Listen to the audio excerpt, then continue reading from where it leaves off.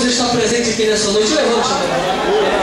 Quem já sentiu a presença de Deus aqui nessa noite? Continue com a mão levantada e dando glória a Deus. Adore a Deus nessa noite. Adore. Eu sei que você veio aqui para adorar. Esse é o motivo maior de nós estarmos aqui. Esse é o maior propósito. Então adore a Deus. Eu costumo dizer lá na igreja que nós enfrentamos duas barreiras, pelo menos, para adorarmos a Deus na igreja.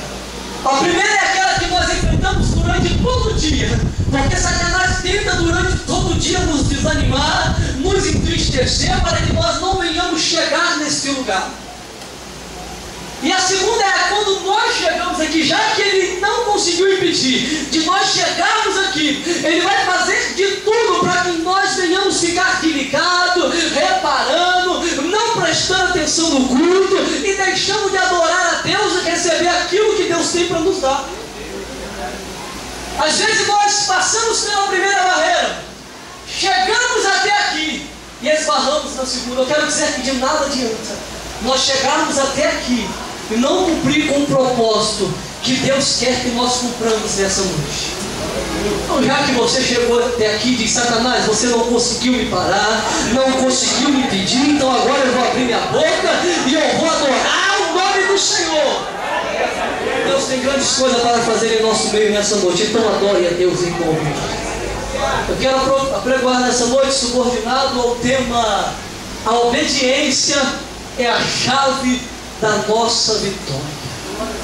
Eu estive meio confuso nessa tarde, esperando Deus falar, e por isso estive ali meditando um pouco. A minha esposa esteve conversando comigo, porque ela também pregaria hoje.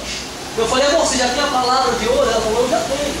E você? Eu falei: não, eu ainda não. Ela falou: se Deus estiver isso comigo, eu morro, porque ela fica muito nervosa, né? E falei: amor, eu estou entre duas palavras, eu vou deixar o decorrer do culto para me entender o que Deus quer nessa noite, naquele lugar, né? E existe uma palavra em meu coração e eu entendo que é a palavra que Deus quer falar com a igreja nessa noite, né?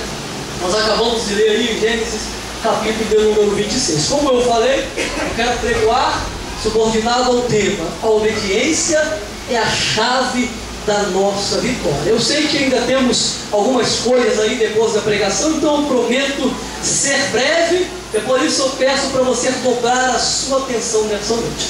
Nós vamos encontrar aqui Isaac passando por um problema que o seu pai Abraão também passou. A Bíblia diz que da mesma maneira que Abraão vivenciou uma dificuldade, Isaac está vivenciando também. Da mesma maneira que houve fome, melhor dizendo, na terra que Abraão habitava, agora Abraão já morto, há fome também na terra que Isaac está habitando. E como seu pai Isaac, ele propõe em seu coração em descer ao Egito para poder pedir ajuda. Isaac propõe em seu coração descer ao Egito para poder pedir socorro. A Bíblia diz que quando Isaac está ali em Gerar, o Senhor envia um anjo que aparece ali para Isaac e diz: Isaac, não desças ao Egito, habita na terra que eu te disser. Deus queria provar algo para Isaac, que ele vai provar para nós também aqui nessa noite. Deus iria mostrar para Isaac aonde estava o problema e como solucionar aquele problema. O problema que nós enfrentamos é que muitas das vezes nós encontramos com um problema e não sabemos como solucionar aquele problema. Nos deparamos com uma situação difícil e não sabemos lidar com aquela situação a ponto de passar por ela e cantar o hino da vitória do outro lado. Isaac que ouve o anjo do Senhor que o apareceu e lhe disse: não desças ao Egito, habita na terra que eu te disser. Nós lemos no versículo 6 que como o anjo falou, assim Isaac fez. A Bíblia diz que Isaac não desceu ao Egito para pedir ajuda e habitou na terra de Gerar. Em consequência disso, Isaac, habitando naquela terra, ele semeou. E a Bíblia diz que no mesmo ano ele colheu os frutos da sua semeadura. O que eu entendo aqui, que Isaac está vendo o resultado da sua obediência. Isaac está colhendo fruto não da sua semeadura apenas, porque não adianta nada semear em desobediência. Isaac colheu fruto no mesmo ano, não somente porque ele semeou. Sim, para colher é necessário semear, mas o Senhor, diz a Bíblia, é que dá o crescimento. Nós vamos ver lá no livro de Coríntios, Paulo dizendo: eu planto, Apolo rega, mas quem dá o crescimento é Ele. Se eu plantar, alguém regar, e o Senhor não quiser, não vai haver crescimento, não vai haver colheita de fruto, não vai haver sucesso, não vai haver vitória, porque o segredo da nossa vitória, amado, é a obediência. É nós ouvirmos e obedecemos aquilo que o Senhor está nos mandando fazer. A Bíblia chega a dizer que o obedecer é melhor do que o sacrificar. Tem gente semeando muito, pastor Emanuel, porém está desobedecendo. Então não estão vendo o fruto da sua semeadura. Semeia muito, mas não colhe nada. Não é isso que estava acontecendo lá no livro de Ageu? A Bíblia fala que eles plantavam muito, mas não colhiam.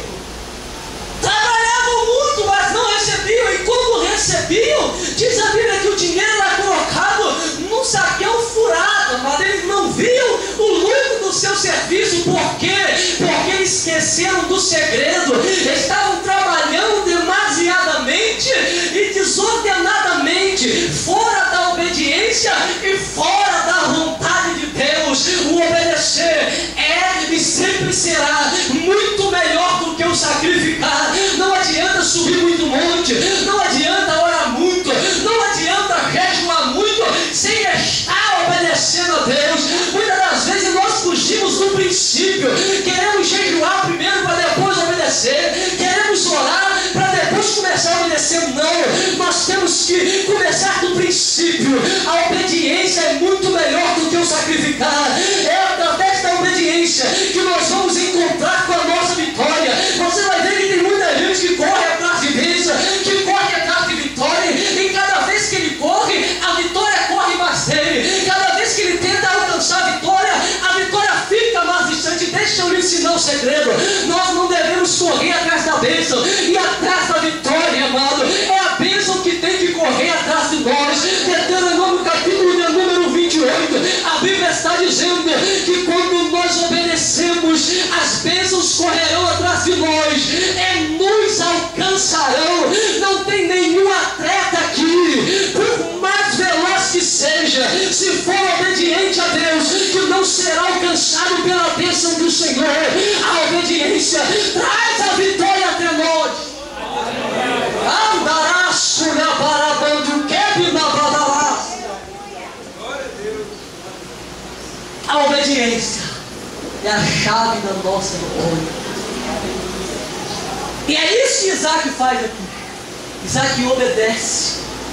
Isaac faz aquilo que Deus estava mandando. E eu quero te dizer, quando você obedece, não tem anjo no céu, não tem homem na terra e não tem demônio no inferno que pode impedir a vitória de Deus na sua vida. Você vai ver que tem crente que ele não quer obedecer, mas ele quer vitória. Ele não quer seguir os princípios, não quer obedecer a voz de Deus. E muitas das vezes está querendo encostar Deus na parede e dizer: se o Senhor não me der, eu não vou mais para a igreja.